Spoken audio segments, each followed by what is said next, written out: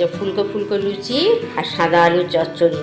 বাইরে বৃষ্টি পড়ছে তো, আমাদের বাড়িতে এরম বৃষ্টি হলে শীতের আমেজে একটু লুচি খেতে সবাই খুব ভালোবাসে। ছেলে বারবার করে বলে, মা লুচি বানাও। এই যে ময়দা নিয়েছি,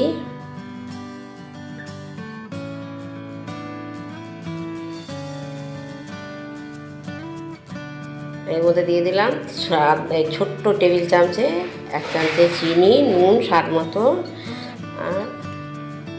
আর টেবিল চামচে 2 চামচে তেল, আর 4 চামচে ছোট্ট মতন একটু চিনি স্বাদ মতো দিয়েছি। ফুলকো ফুলকো লুচি ভাজা হচ্ছে।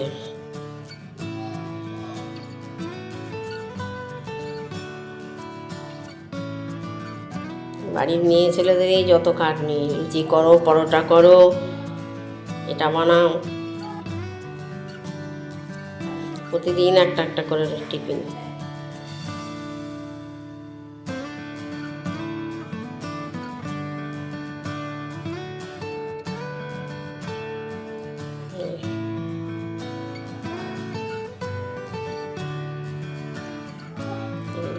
ভাজা হয়ে গেল, চচ্চড়ি বসিয়েছি। এতে 5 ফোড়ন, শুকনো লঙ্কা ফোড়ন দিয়ে, সর্ষের তেল দিয়ে আলু চচ্চড়িটা ভালো করে একটু কষিয়ে নেব।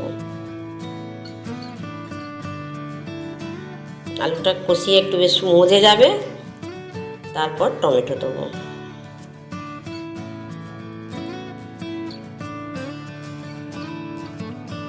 এই যে টমেটো দিয়ে দিচ্ছি, চেরা কাঁচা লঙ্কা, টমেটো।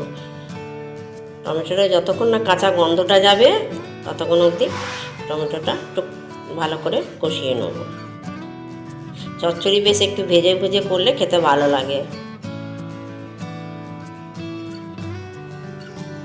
এর মধ্যে মশলা বলতে কিচ্ছু নয়, শুধু হলুদ, চেরা কাঁচা লঙ্কা আর টমেটো, আর ফোড়ন যেরকম দেওয়া হয়।